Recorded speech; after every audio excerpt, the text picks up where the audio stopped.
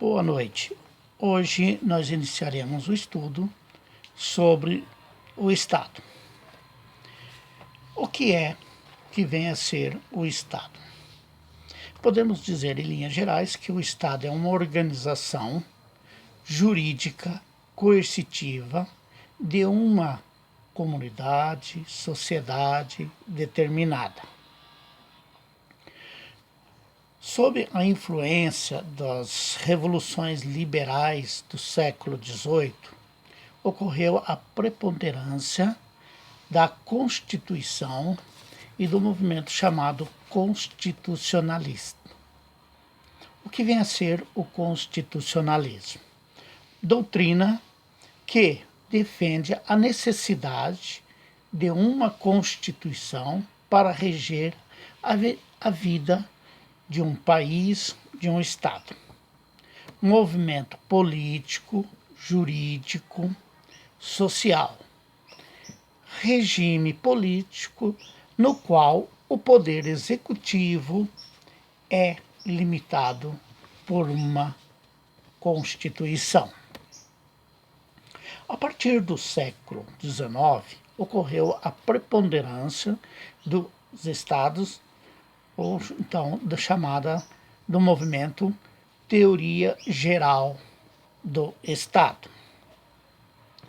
Durante o século XX, a crise da teoria geral do Estado fez com que o debate sobre o Estado fosse absorvido pelas discussões sobre a teoria da Constituição. Ainda no século XIX, a teoria sobre o Estado, constituída de ideias de Constituição e da soberania do Estado, segundo as quais o direito é o Estado, ou seja, positivo. Observa-se que direito e Estados fundem-se. O positivismo jurídico excluiu a política, a sociologia, a história de suas análises sobre o Estado. Daí, tornando a teoria geral do Estado como legitimadora de qualquer forma de Estado. Bom, falando de teoria geral do Estado, o que vem a ser, então, essa teoria geral do Estado?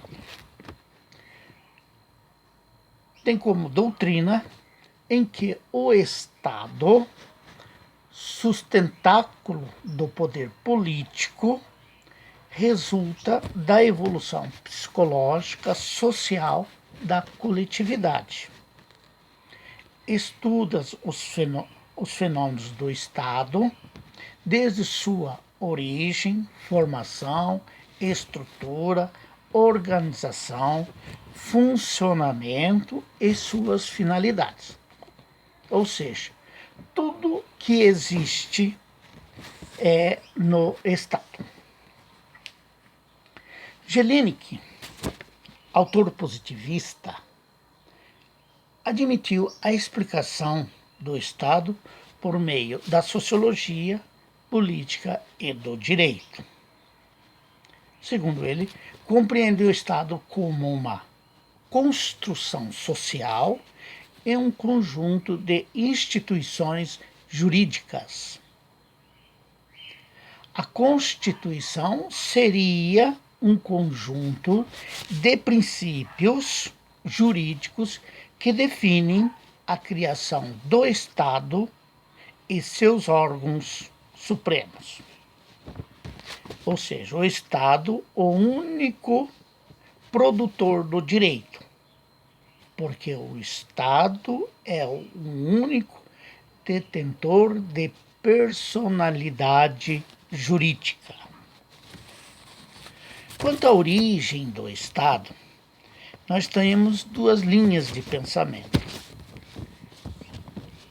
a natural organicista e a dos contratualistas.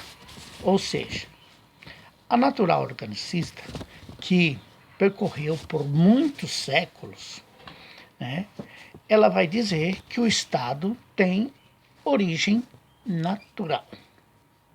E o grande pensador que sempre é lembrado, Aristóteles. E segundo Aristóteles, a família seria a associação natural responsável por necessidades cotidianas do homem. O homem, animal político por natureza. O Estado é uma forma natural de associação, cuja natureza é a sua finalidade, ou seja, a perfeição e a autossuficiência. Na linha dos contratualistas, que nós já comentamos, quando falávamos da origem da ciência política, da política, né? E temos grandes pensadores como John Locke, Thomas Hobbes, Jean-Jacques Rousseau, entre outros, já vão dizer que a origem do Estado não é natural. A formação da sociedade, do Estado, não é natural e se dá por meio de contrato, né?